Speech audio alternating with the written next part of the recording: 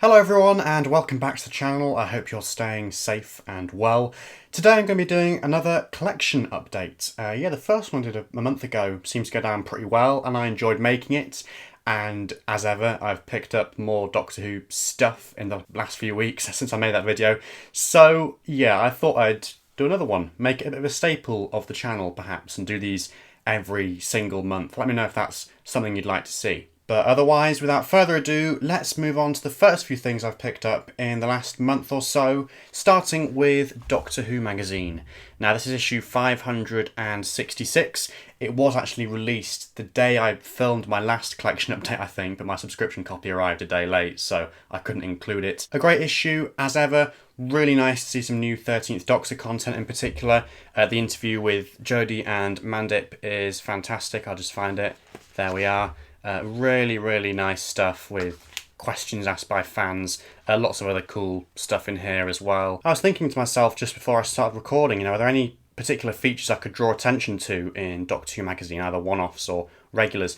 And I've got to say the sufficient data column, which is sort of at the back of the magazine each month, it's a new regular feature, and I think I can show it off because the artist himself, Ben Morris, has posted a few on his Twitter page. But I've got to say this is really great. It only began fairly recently. It's got all sorts of infographics and things and nerdy information. Like this one's all about apples and Doctor Who and the various episodes, from Dalek Invasion of Earth 1964 all the way up to the present in The Witchfinders in 2018. Really great stuff. There have been other ones about numbers, like every time the number 13 has been mentioned in Doctor Who or whatever. The one in the most recent issue of Doctor Who magazine, which I've also got with me here, the lovely cover with Blackpool Tower and John Pertwee and a couple of aliens in the sea having a nice summery time. But yeah, the most recent one is about the kings and queens of Doctor Who, the monarchy from the UK, obviously. But apart from that, I haven't really had much of a chance to read this month's issue just yet. I've kind of read a few bits so far. This Travel Without the TARDIS article by Jonathan Morris is really excellent. Strikes a great kind of comedic, humorous tone, quite tongue-in-cheek in places. It basically looks at different locations across the UK and abroad where Doctor Who is filmed over the years and is framed like a sort of travel guide. So that was a great laugh, and I'm looking forward to reading the rest of that issue as well in the next few days. Next up is something that I have already talked about on the channel at length in an unboxing video, but it would be wrong to not include it in this collection update as well, just very briefly. It is, of course, the collection Season 24, which was released again towards the end of June. And it's a fantastic set. When I made my unboxing, I hadn't had the chance to watch any of it because it was obviously quite close to the release date of that video. But suffice to say, having now rewatched Season 24, Time in the Rani, Paradise Towers, Delta and the Bannerman, and Dragonfire, I have a newfound fondness for all those stories. I think there's a particular sort of glitziness and fun and vibrancy to Season 24, which sort of sets it apart from the other McCoy seasons, especially Season 26, which is quite grim by comparison. So it was really nice to revisit those stories and to kind of find that appreciation for a series which, gets quite a bit of flack, I think it would be fair to say. I won't go into this any further because I have already done that on the channel, as I say. So if you want to see the inside of this set, do go and check out my unboxing. If you haven't picked it up yet, I would really recommend it. The link for it will be in the description. I think copies are still available, so don't hesitate. Go and pick this up while you still can. Next up, we have a couple of items that were released a few months ago now, but I've only just got round to picking them up. It is two of the new Target books from the latest batch. So I have Dalek by Robert Shearman here, first of all. Now, as the third of the new series novelisations from this latest batch, obviously with The Crimson Horror and The Witchfinders as well, I was particularly keen to pick this one up. Didn't get around to it at the time, just because I pre-ordered the other two first, and this was kind of left on the back burner. I have actually been looking for it in bookshops for ages. Like every time I've gone to a Waterstones, as things have started to open up again, across the UK, I've looked for this and the other new series novelisations from the latest batch, and I couldn't find it anywhere. I've checked so many big city Waterstones, and they only ever seem to have Rose and The Day of the Doctor, and possibly a couple of classic ones as well. So unfortunately I couldn't find this on the high street. Wasn't really wanting to resort to Amazon, and like elsewhere, say Waterstones, where I got the other books from, you have to have a certain amount to get free delivery. So this was on the back burner for quite a while, and then I spotted a great deal on Blackwell's, the university bookshop, who also have an online store. They had this going for about £4, I think, with free postage, which really clinched the bargain. I thought, yeah, I'm going to snag myself one of them. They had the other books from the range as well, all for pretty damn cheap prices. I have looked more recently, and I think they have gone up slightly, but they're still, pretty good. But that aside, what did I actually think of this novelisation? Well, Dalek is a story that I haven't watched too recently, actually. I haven't watched any of Series 1 recently for reasons that I went into in my previous collection updates. Obviously, it's a very acclaimed story. Rereading it here, I've got to say that although it gets a lot right and does great things like making you view the Daleks in a completely different way to like any other story ever, and reintroducing them in a fantastic way, and all the backstories to do with the Time War and stuff, while it gets all that right, the story itself was less eventful than I remembered it, by which I mean less happens. It's basically just the TARDIS lands, the Dalek wakes up and is set free, and then just moves up the levels of this underground base. But I've got to say, the novelisation really makes up for that with the inclusion of these tale chapters. There's one for the Torturer character, and that's the first one in the book. And they're sort of interspersed between the main chapters, and basically they each look at different characters. There's one for Van Statten, there's one for Goddard, there's one for Adam, you name it, any guest character in the story, there is a tale chapter for, and basically they go into the backstory of that character. It makes for really interesting, if slightly twisted, reading, and really bulks out the story, as I say. It's definitely given me a newfound appreciation for this story and got me very keen to go and watch it again, especially now that I've got the whole series of Series 1 on Blu-ray, so that's something to do sometime soon. And then more recently, I've also got the Pirate Planets from that latest batch. Yeah, I was just looking on Blackwell's again to see if any of them were still going cheap. A lot of them had gone up in price, but this one was just £3, which I was completely staggered by. I thought, God, I've got to snag myself one of those. And free delivery again, obviously, so that just is astonishing, because you would pay £3 for delivery by itself in most places. A really, really great deal, and I think at the time of recording, the book still is that price, so definitely go and take advantage of that if this floats your boat.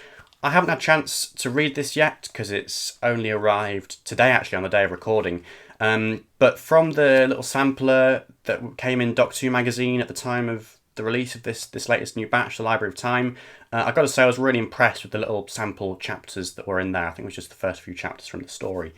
And as I've said elsewhere in other videos, I haven't actually watched The Pirate Planet. I haven't watched any of The Key to Time.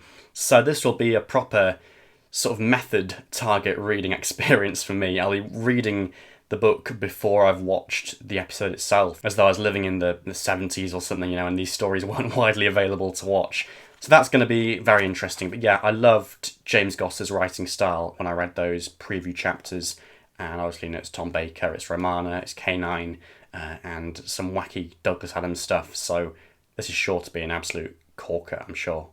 To finish off, we have another recent arrival and another very recent release. In fact, this product was leaked just over a week ago.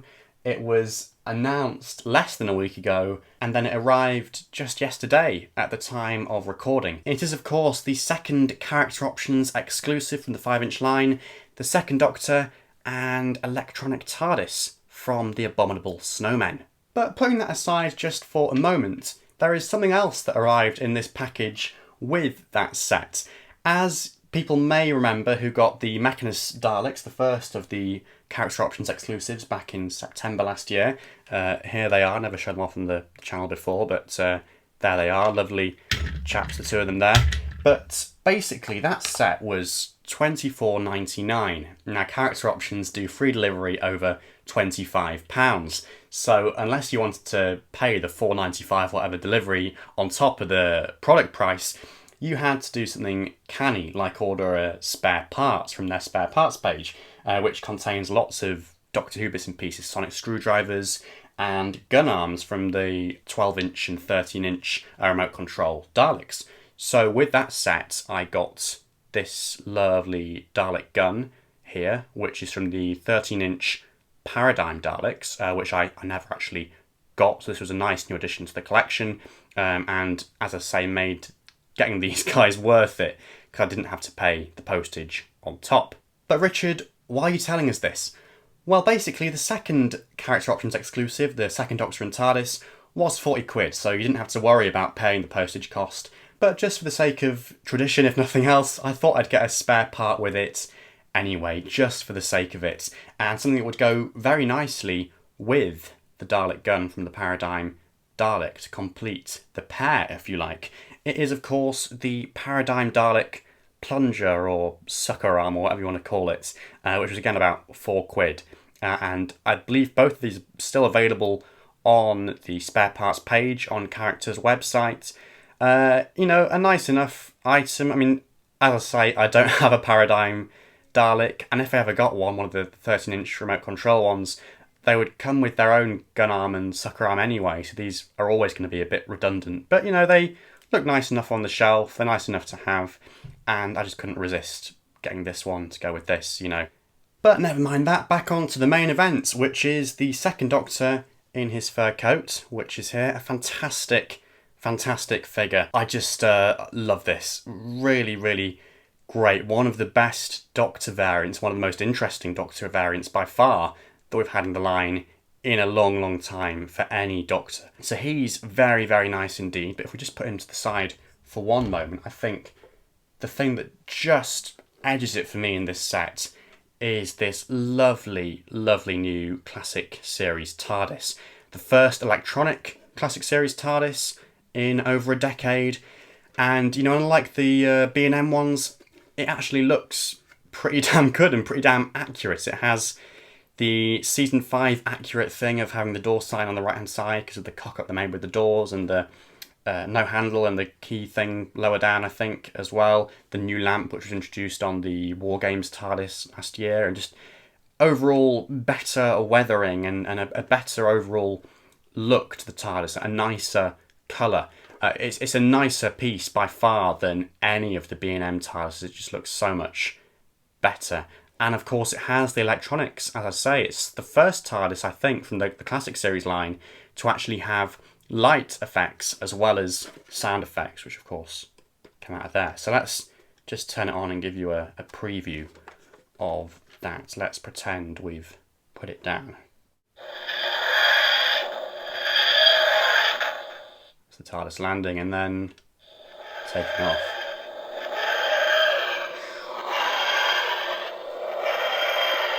And yeah, that light there is really, really nice. Great addition. Really sets this off.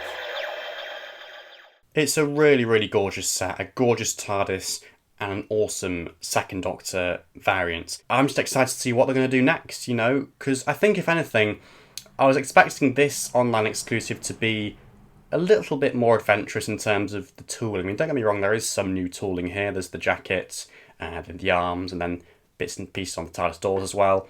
But I think for the next one, I'd really love to see even more new tooling, and hopefully, you know, Character have got the confidence to do that, you know, given that this is sold so well. I think there's less than 10% sets left at time of recording, so something like 200 or 300. That's the other thing as well, yeah, don't hesitate if you want one of these. Really don't hesitate. At this rate, it's looking like it's going to have sold out, you know, by the end of the first week of it being on sale.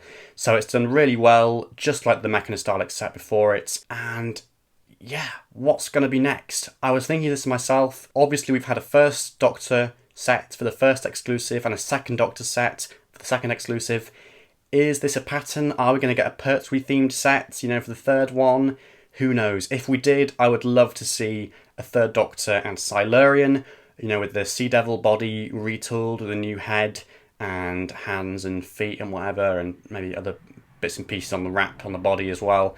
That would go down so well, I think. What else? I mean, obviously the Yeti that we got the prototype for around the same time as this, the image leaked, you know, a decade ago. That would be fantastic. And of course, I need new series stuff as well, obviously. You know, where's my Defense Drone character? Where's my Ruth Doctor? Where's my Sacha Dhawan? Master, I'd love to see all of those characters as figures, you know, John Bishop's character Dan as well in due course. So character, if you're listening, please give us those new series figures as well as all the awesome stuff you're doing with the classic line at the moment. And of course, I guess just to sort of predict the next collection update slightly, hopefully by the time of the next one, some of the B&M range will have been released. We are sort of on the verge of getting an announcement about some of that, I think. There's been some stuff leaked, obviously. We know we're getting some Sensorites. We know we're getting some Daleks from Power of the Daleks and from Day of the Daleks, and loads more besides as well, I'm sure. So that's all very exciting. Hopefully that announcement will come fairly soon, and I'll have some of them to show off to you in my next collection update, as I say. So there we have everything that I added to my Doctor Who collection in July 2021. If you have also picked up any of these new products, do let me know your thoughts on them in the comments below. Or likewise, if you've been tempted to pick them up after watching this video, do also let me know that as well. Otherwise, thank you so much for watching, and I'll see you in August for another Doctor Who collection update. Goodbye for now, guys.